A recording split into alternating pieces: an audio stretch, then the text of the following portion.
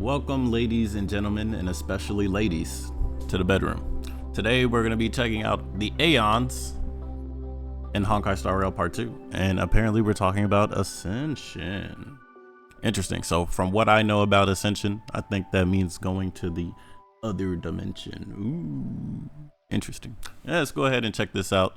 Shout out to the commenters that were like, yeah, can you check on the Aeons? Because we've done this before, but you know, your boy be lost in the digital sauce, you feel me? So let's go ahead and get started with today's video. If you enjoy, hit the like button, subscribe. If you're new, share it with a friend. Without further ado, Nova Impact is going to explain the Aeons in Honkai Star Rail Part 2.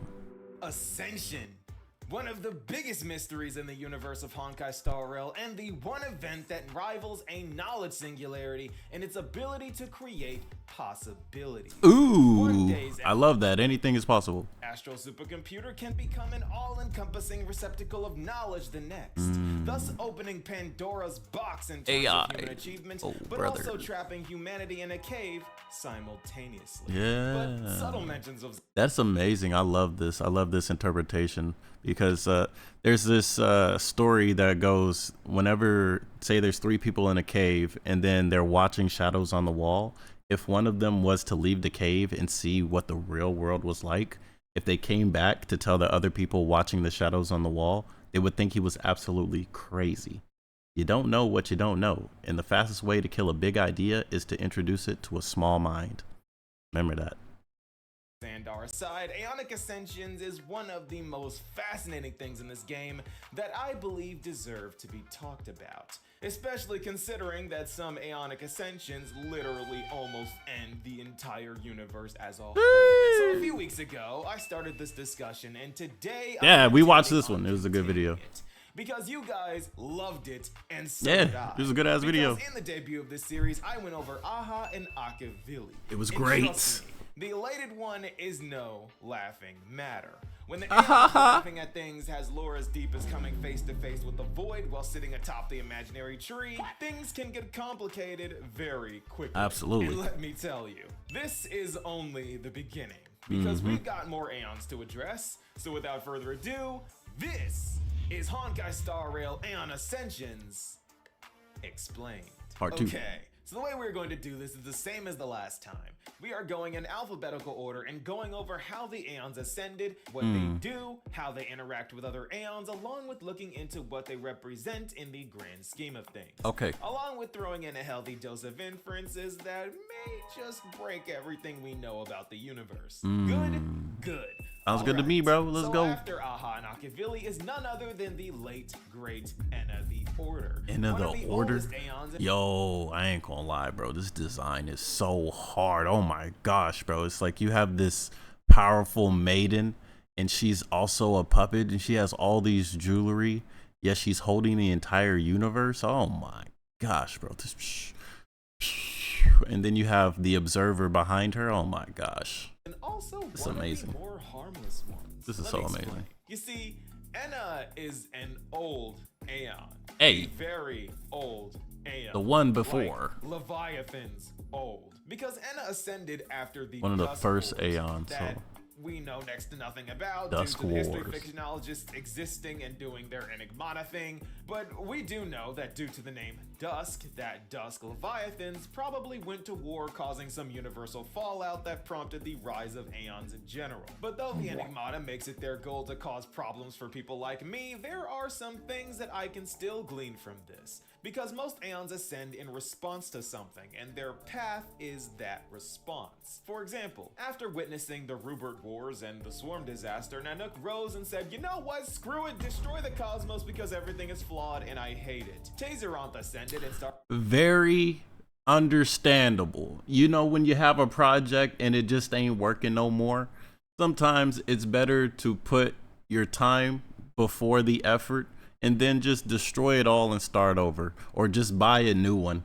You know, this is one of the classics ones, bro. Like, oh man, this don't work no more, and just buy a new one. replicating due to an intense loneliness. Lan ascended to literally fight Yaoshi, and Aha laughed in the face of the void that will inevitably consume the universe. See what I mean? Huh? They all tend to ascend in response to what they experience Trauma. before ascending. Yeah. As a being They who ascend from witnessed the trauma. Dust Wars, Ena's response was the total opposite of Nanook's. Yeah. Because instead of wanting to purge the universe, Ena seek to control and regulate it. Hence, Ena the Order rose as one of the first aeons. And as the title and path suggests, Ena the Order is an aeon who stood for justice and righteousness, while displaying a total intolerance for strife and chaos. And Feel that. due to this controlling nature, Ena paid very close attention to mortals, and though this sounds all well and good, this was she get it a too involved. double-edged sword. Let me explain. Because just like Sunday's plan to infinite Tsukiyomi Penaconi to an eternal sweet dream, it's great and works, but not forever. You see, even though the path of the Order is known for stopping multiple calamities in their tracks, the worlds they govern don't tend to last long. And this is not due to the dedication people have to the Order, no. Order followers are so dedicated that they have a whole creation story for how Ena sung worlds into existence. The problem is that even though Order-governed worlds prosper exceedingly, they never last long and would eventually collapse. And according to the devlog, they collapsed due to the Order. And I believe that Sunday's Eternal Dream Plan would be a modern example of what an Order-governed world would look like. Hear me out. Because I'm listening, it would be bro. all sunshine and rainbows with everyone living their best lives until Sunday, the one shouldering the weight of it all, eventually faltered. Because inevitably, time would take its toll on him and he would either lose his will to bear this burden, or he would fade away under the intense weight of the entire population of A lot of Penacon, pressure. not to mention the loneliness. So needless to say, this paradise wouldn't last long and would collapse after shining brightly, as the devlog states. And again, it would be entirely due to the path that this would all collapse. Robbing humanity of freedom in exchange for justice and safety never tends to end well. But in their time as not part of Shippei, how did Ena interact with other aeons? Well, from what we know, Ena got along rather well with other aeons and really didn't tend to have any enemies. In fact, their only known interactions with other aeons were them asking Klopoth for their help in stopping Taserunk during the swarm disaster, and then getting assimilated into Shippei. Oh, well, Honestly, damn. their cooperation with other aeons ended up being their downfall,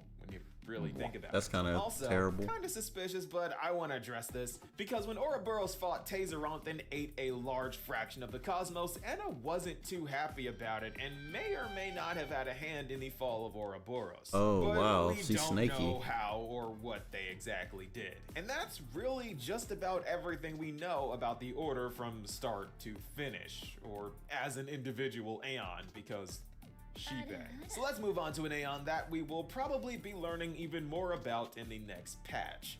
Fuli the Remembrance. Yes, we still have to talk about Fuli, even Okay, though this aeon is Fuli. notorious for having no origin story. Oh, But great. there may be a reason for this that I'll address later. But skipping over the Ascension that we know nothing about, Fuli is All right, we're back. The camera was acting weird, so I had to fix it. All right, let's continue.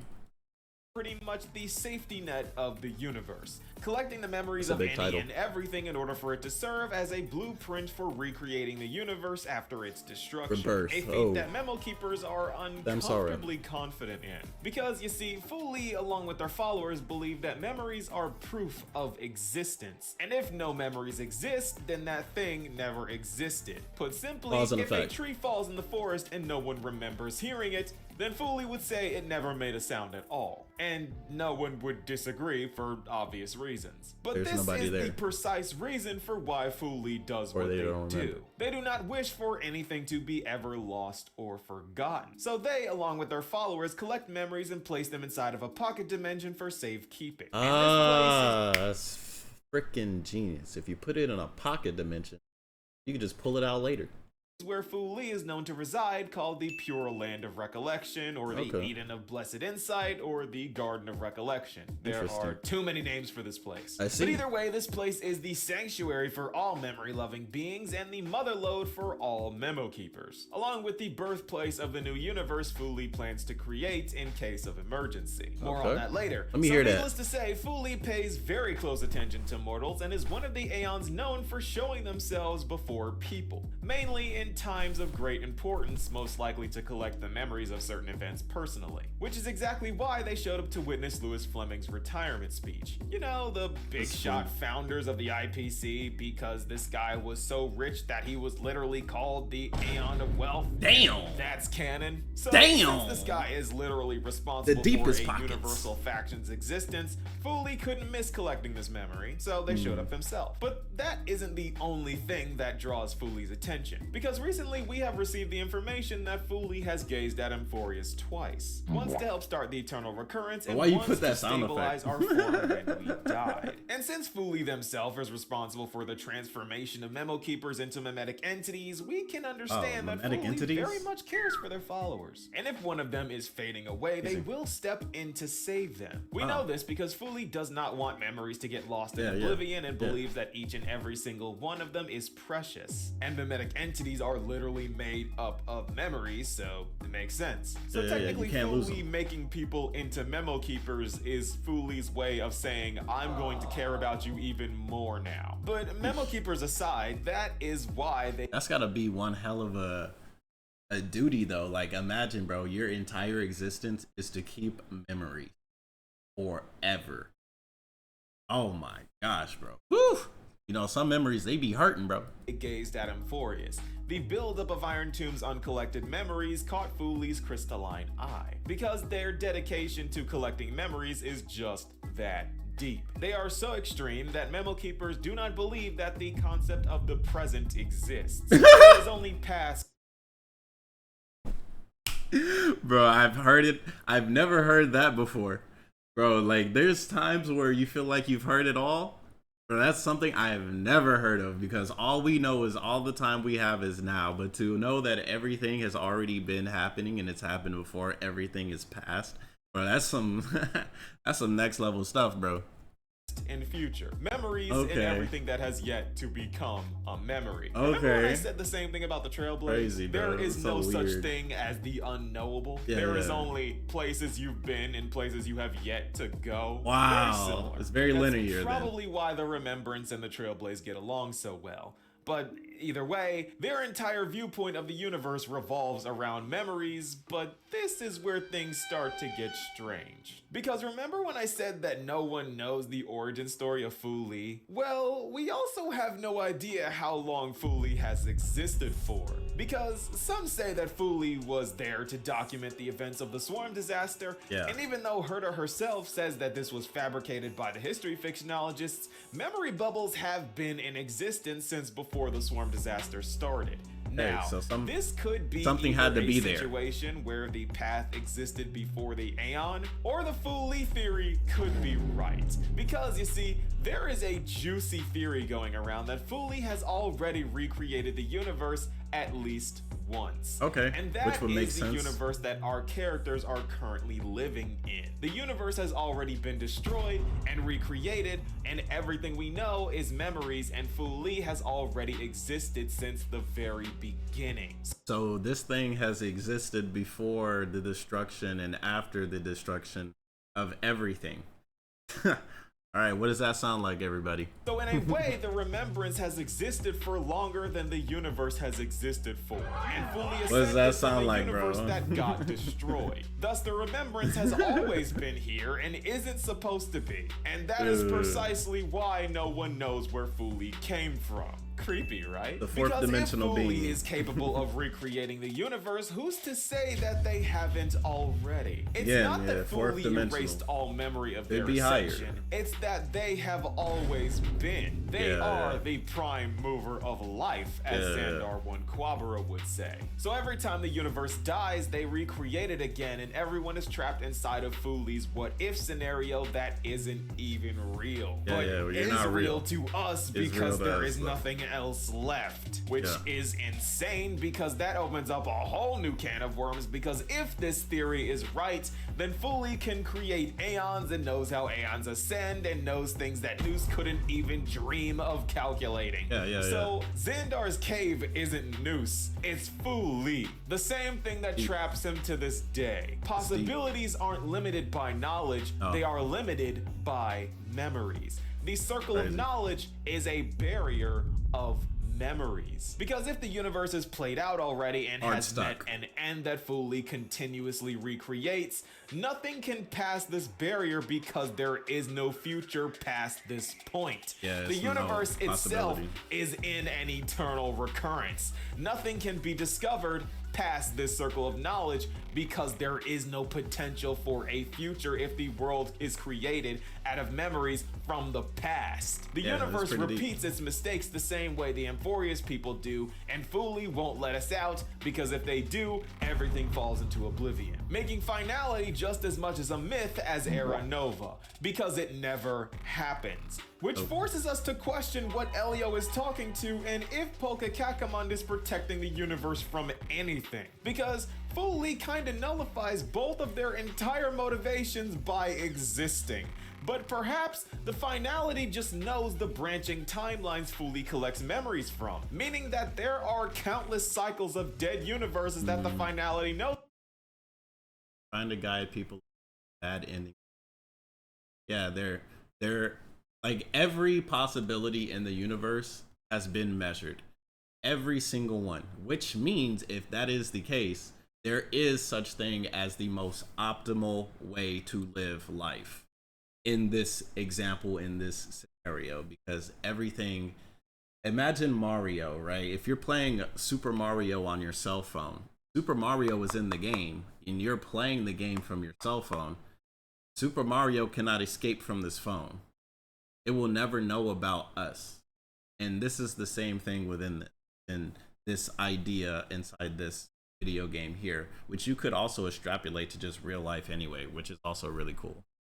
About and is trying to guide people away from, hoping that at some point we can find one that doesn't result in Fuli resetting everything due to the universe dying. So Amphorius is literally the universe. Xandar did in fact create Amphorius as a microcosm of the cosmos in more ways than he realized, because at the end of the day, Fuli runs the right back. Someone's knocking on my. All right, I'm back. It was my brother. Let's go.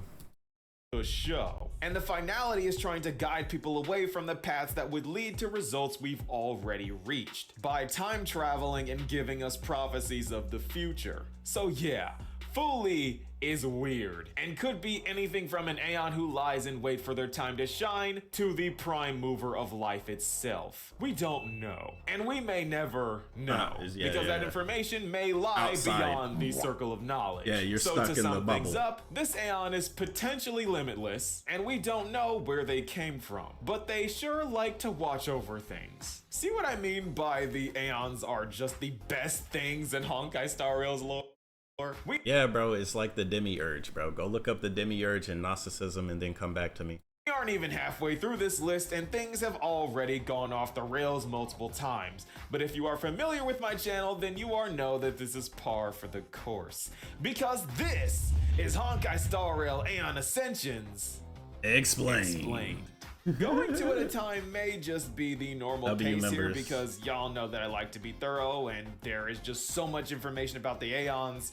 They're kind of the driving force of the game's events, so they're the driving force of everything, bro. About each and every single one. I'm sure that there are some that will be quicker than others, but I'll try to do those justice as well because we do not do things the easy way on this channel. And next video will be Who or Ho-Oh and IX. The Pokemon. So we got some heavy hitters to look forward to. Very, very strong Aeons. Confirmed strong Aeons. I hope you guys are enjoying this series as much as I am loving making it, because telling stories is one of my favorite things to do on this channel, and theorizing is a close second. And just in case you missed it or are new to the channel, I have a Discord linked in the description, so just in case you can't get enough theories or Star Rail lore, there is no better place to be than right here.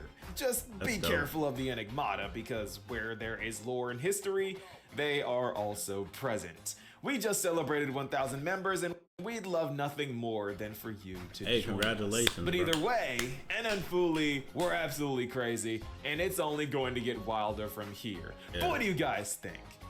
Be sure to let me know, and I'll see you all in the next Be sure to let me know. Peace out.